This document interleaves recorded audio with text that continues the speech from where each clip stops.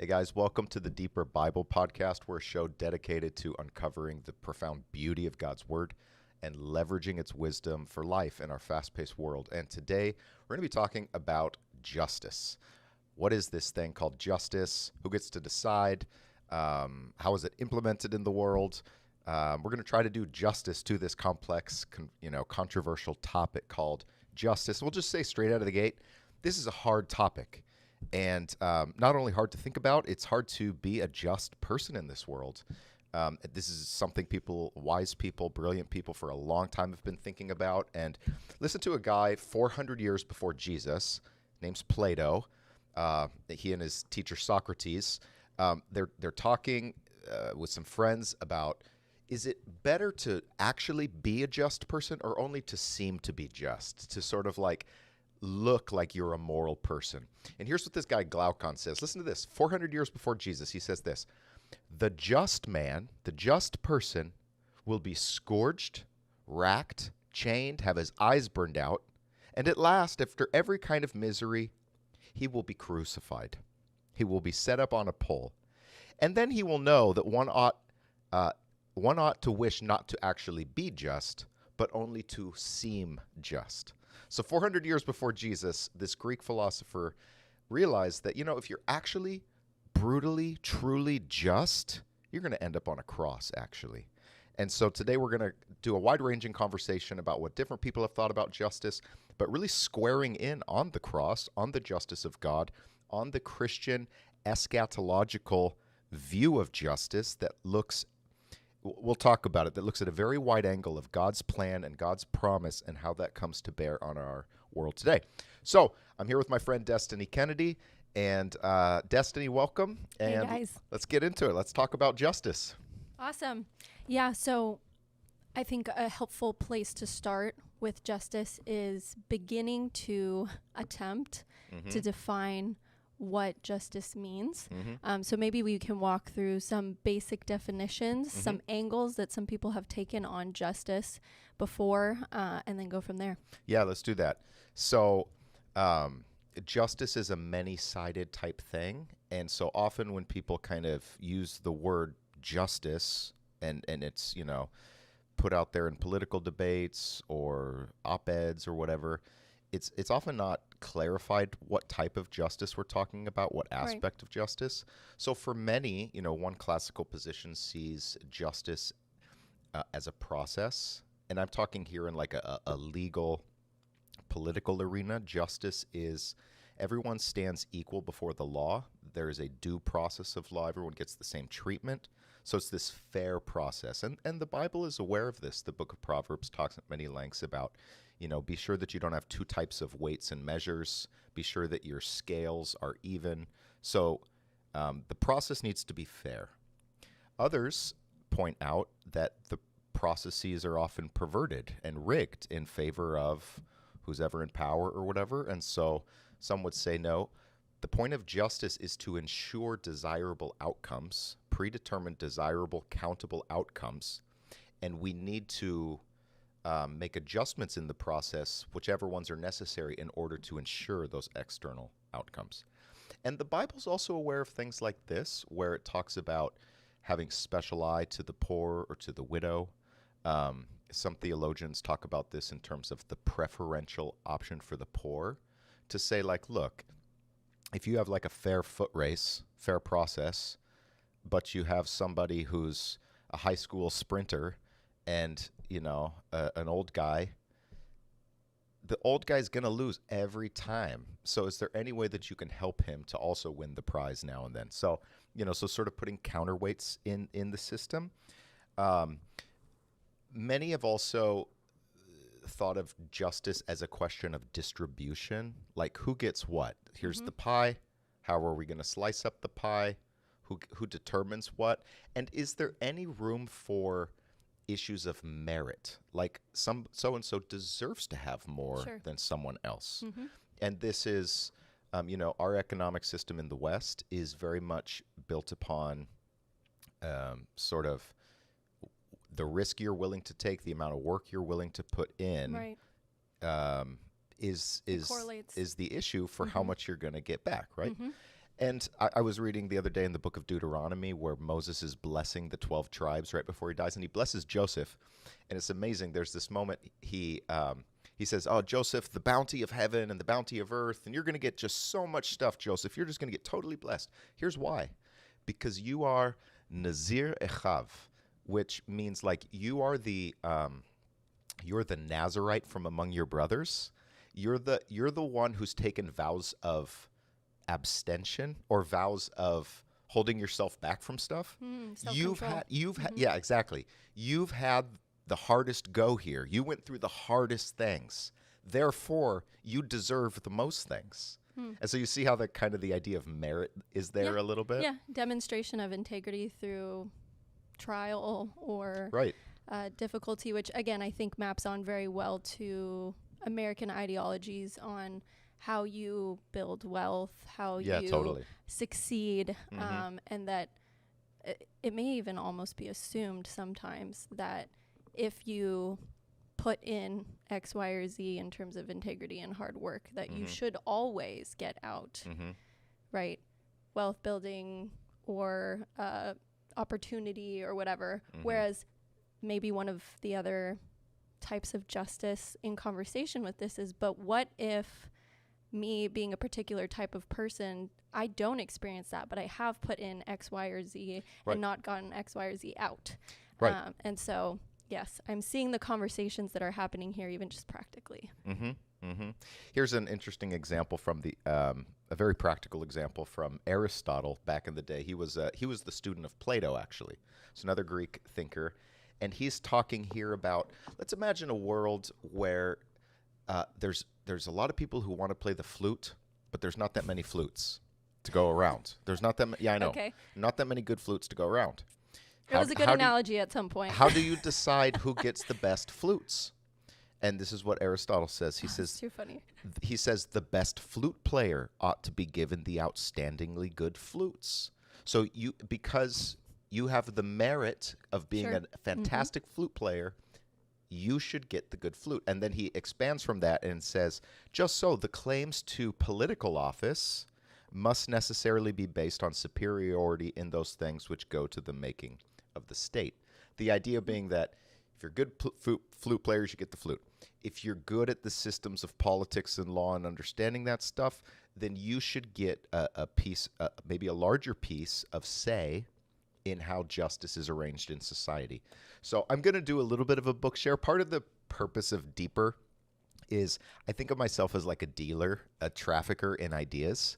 And part of the purpose of Deeper is to make you aware of a lot of really, really profound things that have been said on a lot of topics. And we can only cover so much here. So I try to make you aware of the sort of like conversation orienting type discussions that for those who are interested, you can really, really go deep. So in a little bit, I'll do a good little book share here. So back to our definitions of justice. We were talking about the distributive question. There's also the question of retribution. That is, how do you deal with criminals? And what the bad guys, how do you deal with them, you know? So, and the Bible talks about that evil has real consequences. But then others want to pivot out of that and say, actually, justice should have more of a restorative angle. It shouldn't be focused on punishment. It should be focused on restoration, the healing of damages for the victim, for the perpetrator too. And this is, conversations about criminal justice system reform are based in this idea of restorative justice. And they're looking at the wider communal angle and wider causes. Why is it that such and such became a criminal? And this is a tricky dance, because how do you maintain moral responsibility to say, even though you did have a hard go at it, nevertheless, you've made this decision. And you're on the hook for it. Right. So this is a hard thing. Of course, talking in terms of social justice is a very common thing, and usually that's pointing to the larger system realities that are bigger than any one person, and that make it, kind of tip the landscape in favor of some and against others. Sure. Some other people would say about social justice that it's a bit of a strange phrase, because the word justice, the concept of justice, has always meant a social phenomenon. So to talk in terms of social justice is kind of redundant because justice is social. So it doesn't even need the adjective social. That's the idea. Yeah. But the larger, another thing here, and here I have a book share. This is from a guy named John Rawls, very famous legal theorist. This is called A Theory of Justice. This has been a very important book. And Rawls talks in terms of a veil of ignorance. And what he means is, in order to deal with the problem of human bias, the people making the rules need to act as if they're arranging society without knowing where they themselves would be in society. And that's why, Lady Justice and traditional pictures of the Greek goddess of justice and so forth, I was always blindfolded. Right. Because she doesn't play favorites. And so that idea of impartiality is also a very, very core idea. Of course, though, it's hard. An ideal. It's an ideal, exactly. Right. It's very hard to achieve. It's an ought, not necessarily an is. Yes. And I notice as well, just emerging in our conversation, is just how many questions the idea of justice begs. Like, there are just so many. It's just like a Russian doll. Once you open this one, then there's another question that has to be answered. Yes. And a great deal of clarity and nuance is required to know what one ought to do in any given situation. And I think our ideas of justice are often one-dimensional, or perhaps maybe deeply connected to an ideological stance that we've experienced from a favorite politician or something like that. And what I'm hearing you say is that, and we'll get to this maybe a little bit deeper later in the episode, but I'm seeing this emerge, that there maybe in the scriptures, because of the examples you've given, all of these elements talking to one another. And somehow God is able to synthesize them in a way that works, but is also flexible enough for the day-to-day of our lives, of the shifting change of culture, of expectation, of shame and honor, things that we're not even really familiar with as a culture in America. But all sorts of things are at play. All sorts of opinions are at play. And so I just think about how much sympathy I'm experiencing now that I think of even just people who rule in institutions, who rule in government. I know we don't feel great about them very often, but this is a tough job. And I think it's just kind of rerouting me in the reality that God must be the right person for this. And I think we'll come up on this later, I'm sure. But his otherness is actually helpful when I think about that veil of ignorance, right? His otherness is helpful in that he is not a human like us with limitations, biases, agendas, even if we're not always aware of them or intentionally, trying to be motivated by them. There's this dance we do recognizing that God is so good to have given us direction in the scriptures, and then also realizing, okay, but I actually still have to make choices, and I have to make choices that align with God's view. So anyways, I think those are all just things I'm processing as I'm realizing that, like, this is some tough stuff. Oh, yeah. Yep. And I have mad respect both for God and for the people who have to enact this, and I would say we're a part of that as the church. But again, something we'll get to later. And we will get to that. Sarah and I love to watch legal thriller shows, and sometimes we listen to like John Grisham books together. And awesome. So like we'll often like the judge gives the verdict or whatever, or the jury does, and we'll pause the show and like talk about the different angles from it, because it's not morally clear in so many situations. And you're certainly right. What you said right at the beginning is so important, that this issue begs a lot of questions, in particular about human nature. Yes. What are human beings anyways? And we'll come back to that, but that's... What are they for? Where are we going? I think that's like one of the major unexplored questions, are assumptions surrounding human nature. because systems of justice are built based on an implicit view of what humans are and can become under the right circumstances. Right. So. Right. Well, so we've done a little bit of a survey of kind of what ideas are out there. Let's take a look at what biblical justice looks like. Yeah. What do we as Christians, how do we define justice? Yeah. Yeah. Well, I think, Christians can be fruitfully involved in a lot of the discussions on the sort of categories already mentioned. They're not biblical categories per se, but there's the Bible speaks to them. Sure. So, the legal systems of the modern West weren't developed in a vacuum. They were actually developed in a culture heavily influenced by the Bible. And so when we find ourselves in intuitive agreement as Christians with several of these aspects, we ought to, because it actually shares a lineage. So there's that to say. So I think in sort of a sweeping statement then, in the Bible, justice is the world as it should be. And should, not is. That is, there's a gap between the way the world should be and the way humans should be, and the way humans actually are, and the way the world actually is. And the yearning for justice lives in that gap and wants to close the gap and to say, I'm not okay with the way things are. I want to be part of rectifying those things. Now, of course, one of the major issues, in fact, here's another book share, very influential book by the philosopher Alistair MacIntyre, is called Whose Justice? Which Rationality? So it's sort of like, oh, okay, justice. Whose are you referring to? This is an enormously complex question. And who gets to decide and so forth. So that's why for Christians, justice is the way the world should be according to God. Because as you said, God is the only judge that's actually competent to try these cases. As it says in Samuel, humans look at the outward appearance. God looks at the heart. And so so there's that. But then what about Jesus? How does he come into this? And he comes in some very important ways.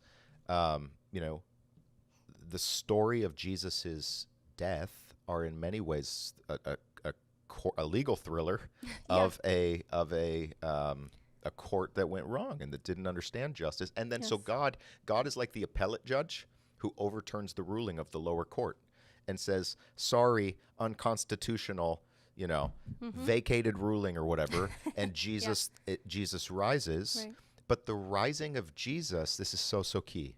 The rising of Jesus is the vindication, the justification of the created order.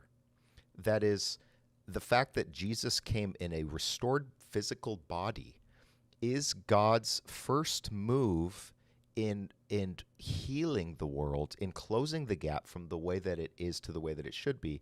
So this is where Christian eschatology comes into view, because as we talked about in a previous episode, the end times began at Easter.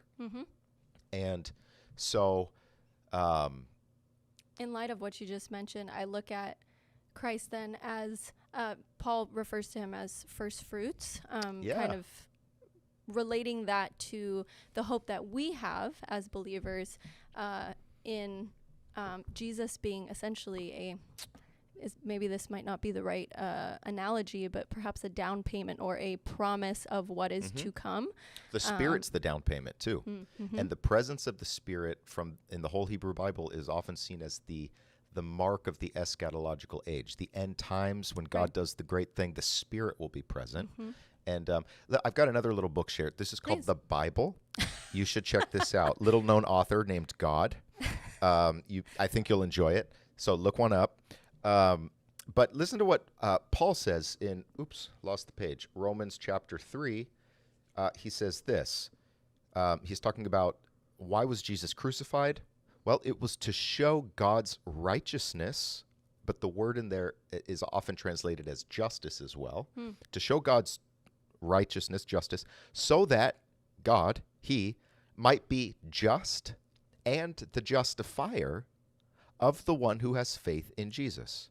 So we're showing justice, and God is both just himself and sharing justice with those who have faith in Jesus. He's playing both roles. He's playing, exactly. So the way, so if you really want to understand this concept of justice from a biblical viewpoint, I would really suggest a good long soak in the book of Romans to understand how someone like Paul sees Jesus as achieving justice, and there's different theories of how he does this. One of them is penal substitutionary atonement, sort of he takes our punishment as a substitute. There's verses in Romans that say that exactly, but there's verses in Romans that explore other aspects too of how Jesus is God's justice revealed.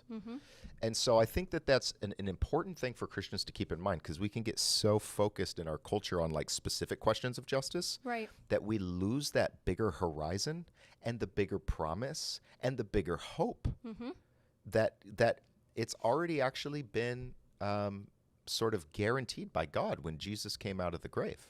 Yep. And so that's a big thing to keep in perspective here. And I have a question following up on that. Yeah.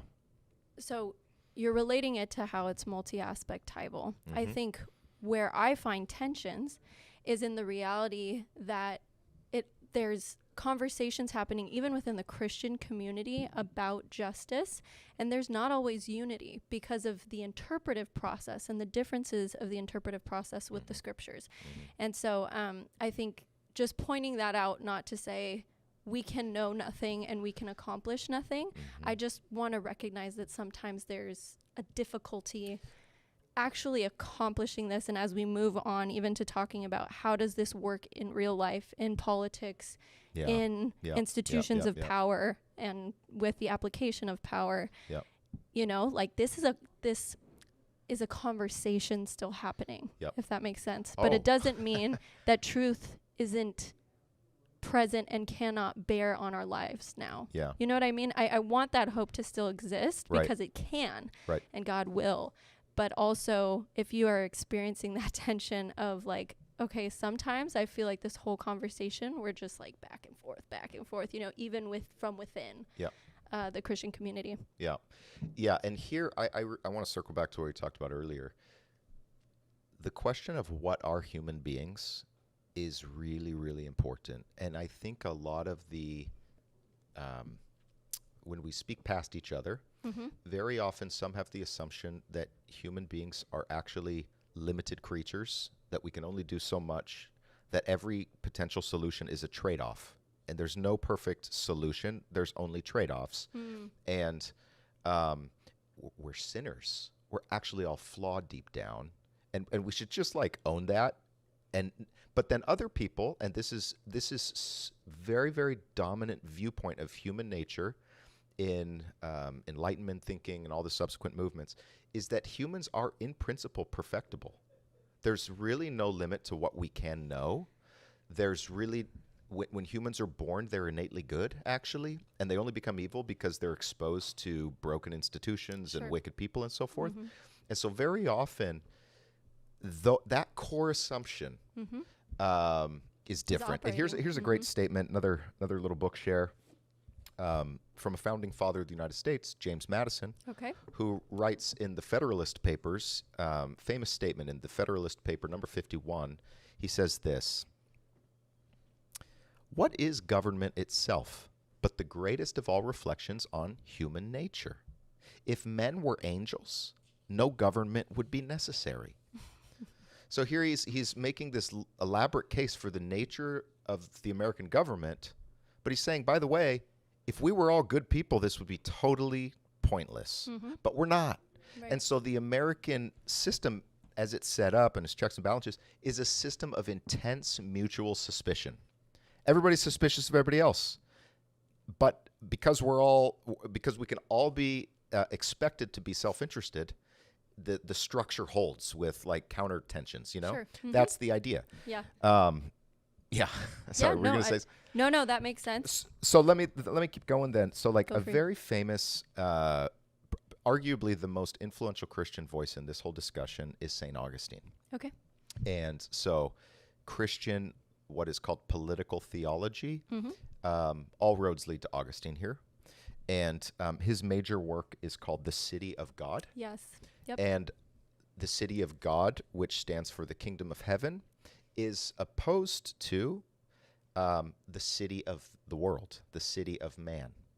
And so for Augustine, politics and that sphere is a necessary evil. It's necessary. The world would be a lot worse without it. But it's also irredeemably partial. It's never going to deliver the kingdom of God. And so Christians should not be seduced into thinking that the city of the world is going to solve all the world's problems, because that will only happen when the city of God arrives. And Augustine, he's a sophisticated, complex thinker. I want to read you one great thing he says. This is in book 19. And he's talking here about power and those who have power, those who give orders, those who are in charge of systems of justice. He says this, and I just think this is so insightful. He says, those who give orders are actually the servants of those whom they appear to command. For they do not give orders because of a lust for domination, but from a dutiful concern for the interest of others. Not with pride in taking precedence over others, but with compassion in taking care of others. This is profound. It's a very different vision than I think any of us are familiar with. That's not how you're exposed to the concept of power these days? Not these days, unfortunately. But profound. It is. And it's a vision of servant leadership. Yes, in a real way. And I just have to imagine that Augustine is taking a page from Jesus. Oh, yes. Oh, yeah, obviously. But it's basically looking deep into the problematic of power and authority, and actually says at its deepest, truest form, it's a form of love. Uh-huh. And that question about the relation of power and love is really, really important. I'm interested to see, you may know of people who are doing this, perhaps. I haven't seen it personally. But that idea in and of itself, I think would be very attractive to this generation. And by this generation, I don't just mean Gen Z or the young people, but all who are alive and engaging in the day-to-day aspects of our country's politics. Right. If you were to present just that idea to them, Yeah. Maybe divorced from the, hey, this comes from the Christian perspective, but just, hey, what do you think about this? Yeah. I think it would be deeply attractive, because people long for somebody they can not only trust and that has integrity, but that who really wants to serve them. And I think the rhetoric has been there. Oh, yeah, hey, I'm a public servant. I'm here for you. Right. That guy, Exactly. he doesn't care about you. Yeah. I care about you, right? Yeah. But this is maybe what, like we were talking about earlier in the episode. It's not about appearances. This is showing up. This is doing the job for people at all times. That's why Augustine has been a fruitful conversation partner for a lot of non-Christians too. A lot of people are like, okay, the Jesus thing, but this guy's smart and has been very helpful. And I want to point to another person who's like a modern Augustinian. Who has been enormously influential. His name is Reinhold Niebuhr. He's often considered one of the greatest, certainly the greatest American theologian of the 20th century. He's a big deal. And he's soaked in Augustine. And he's got he's written a lot of different books on politics, power. He's got a book called Moral Man and Immoral Society, in which he talks about the fact that humans in groups will always do things that are more immoral than humans in the singular will ever do. And he's also got a book called The Sons of Light and the Sons of Darkness, in which he says, beware the sons of light, by which he means those people, those groups that see themselves as the chosen, the anointed, the children of light, those who have arisen above the human condition. You must always beware them. And he's prolific, and he's got actually in his book The Nature of Man, he has chapter 10 is called Justitia Originalis, original justice, and it's a profound treatment of the nature of justice, both before the fall, before sin entered, and now, as we have a sort of a faint memory of what real justice is, but we can't quite achieve it. And he has this great exploration of how when love fully arrives, justice will be no more. Because there Yes. will no longer be that gap between Mhm. the is and the ought. Love is what says there ought not to be a sense of ought. There ought not to be that gap. Mhm. And so when it's closed, love both fulfills and negates all historical systems of justice. And he says no system of justice can either cease in its quest for love or be unaware of its incapacity to reach love. And so he has this pretty very rich Augustinian, but up to date, up to the mid 20th century. I mean, there's a great article by a guy named Michael Novak called "Needing Niebuhr Again." It's right after Niebuhr died, and Novak talks about like how we might want to tinker with these little aspects of what Niebuhr was saying, but in the main, we got to keep Niebuhr around. By the way, Niebuhr's been pretty popular in the last 15 years. You know why? Because he's Barack Obama's preferred theologian. Interesting. Yeah, Obama has talked a lot about Niebuhr, which I find a little ironic. A lot of, just like everybody wants Jesus on their team, Sure. and they cherry pick the stuff they like. People do that with Niebuhr because Niebuhr was brutal in his critique of the modern liberal order, and I don't mean that in the sense of like electoral politics. I mean that in the sense of the Enlightenment liberal project of the last few hundred years. So liberalism in a classical sense. But anyways, there's so many resources for people who really want to think through these topics. Actually, while I'm just doing this, let me just point one more. There's actually two more books. These are really, really good books. Great. One is from our friend Tom Wright, who's so helpful at all times. Yep. This is called God in Public: How the Bible Speaks Truth to Power Today. He's actually got a book coming out in a few months called Jesus and the Powers, which is another book about Jesus in relation to the power brokers of the world. And then actually Tom Wright's tutor at Oxford is a guy, I don't think he's passed. His name's Oliver O'Donovan. This book is called The Desire of the Nations, Rediscovering the Roots of Political Theology. This is gold. This guy has an encyclopedic knowledge of the tradition. This is a profound, profound book for thinking about, from the whole Bible, the tradition of Christian thinking, for thinking through questions of, how does the kingdom of God and the kingdom of the world work? How do I understand the First Amendment, which says that there shall be, in principle, really no overlap between the kingdom of the world and the kingdom? Can I even abide the First Amendment? So really, really important questions. Yes, absolutely. And so in light of that reflection, I'm curious to know if we can just move into, as we close, what our role as Christians in all of this is. And I have a feeling that relates pretty directly and, directly to the eschatological framework for where we're headed. 100%. Yep. So let's talk about that. Yeah. So, yes, I got three things that I think that are important for us to bear in mind as a church, for the church in relation to justice. And the first there is think eschatologically, to understand that because of Jesus, we're not just living in the last days, we're also living in the first days.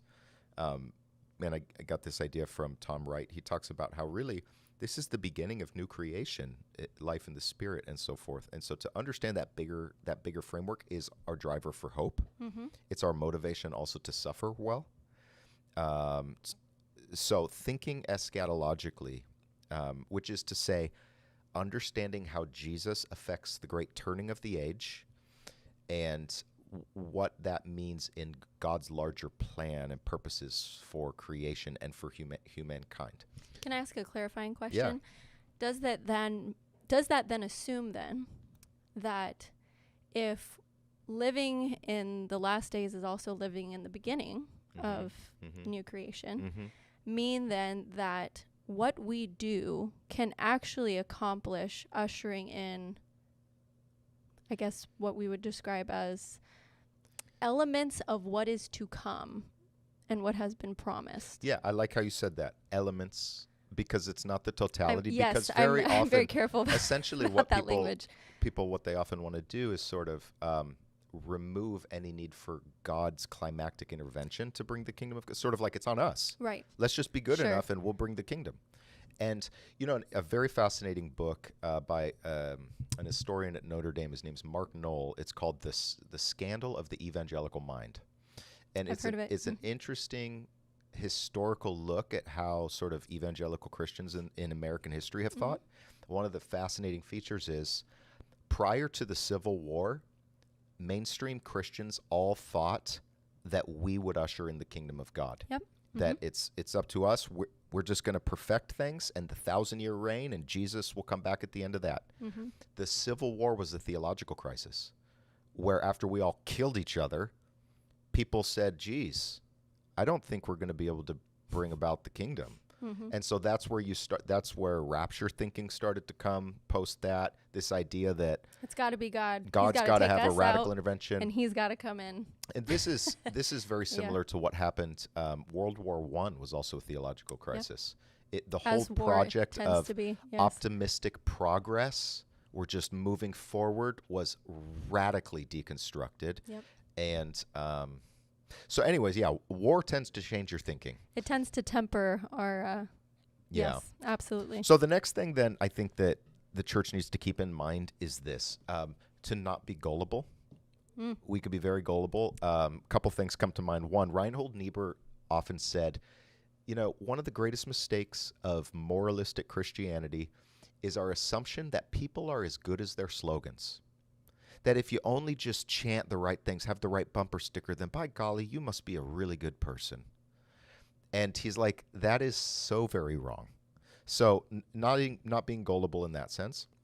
Secondly, this is one of my favorite quotes from C.S. Lewis. This is from his book, The Screwtape Letters. Oh, personal favorite. Love that one. So Screwtape Letters, if you don't know, is it's a fascinating book. The narrator is a senior demon who is tutoring a junior demon through a series of letters in how to corrupt humans. And it's a great book. So what I'm about to read is in the voice of a demon talking about how to corrupt humans. Okay, so this is what he says. The use of fashions in thought is to distract the attention of men from their real dangers.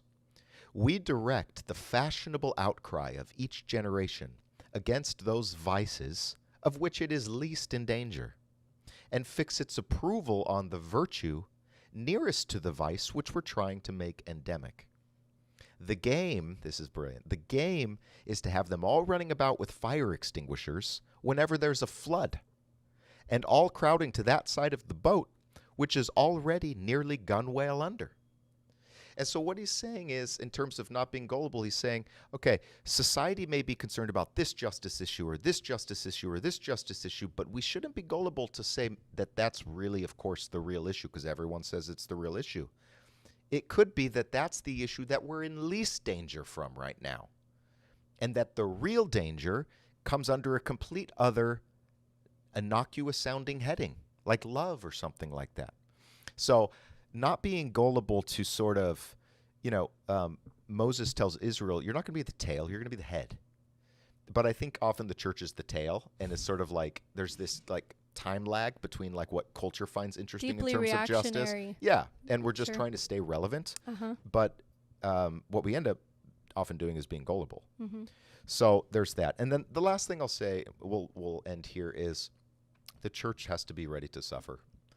And here I'll close with some words from Martin Luther King Jr. in his letter from a Birmingham jail, which is a powerful read. You can read it in half an hour, but it's really, really a powerful read. He says this: I've watched so many churches commit themselves to a completely otherworldly religion, which made a strange distinction between bodies and souls, the sacred and the secular.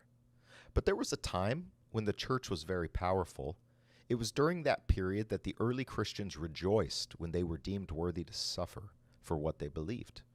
In those days, the church was not merely a thermometer that recorded the ideas and principles of popular opinion. It was the thermostat that transformed the mores of society. If the church does not recapture the sacrificial spirit of the early church, it will lose its authentic ring, forfeit the loyalty of millions, and be dismissed as an irrelevant social club with no meaning for the 20th, and we might say also the 21st century. And so the church cannot be committed to these things without being ready to follow the way of the cross. And we'll close full circle back to Plato. The just person will probably end up hanging on a pole. And if we're not ready for that, then we should forget that we shouldn't kid ourselves that we're really all about justice. Then maybe we'll end here with Hebrews 12, where we're running this race with endurance, looking to Jesus, the founder, perfecter, who for the joy that was before him endured the cross. What is the joy that's before him? It's new creation. It's the world as it should be. Right. And Justice. that vision is what enables joy in the face of terrific suffering. Mm-hmm. And that is to be our muse, our true north, as we try to negotiate all these different complex things. Mm-hmm. And because at the end of the day, and this is a platitude, but it's very true, truth is not any one of these books or whatever. Truth is a person. Truth is Jesus, actually. Mm-hmm. God in the flesh. And if you want to live a just life, read these things. That's fine. But spend time with Jesus and follow him and learn from him. And that's the touchstone of genuine justice. Absolutely. So let's end there. Thank you. All right. Thank you, Destiny. Thanks, everybody. Hey, I should just say that Deeper's a ministry of the Bay Church. We're in the Bay Area, California, and we'd love to see you sometime at a service. You can join online at thebay.church or visit one of our campuses on a weekend. We're really normal people, and we try to love God and love people. So until next time, take care, my friends. Shalom, me homies.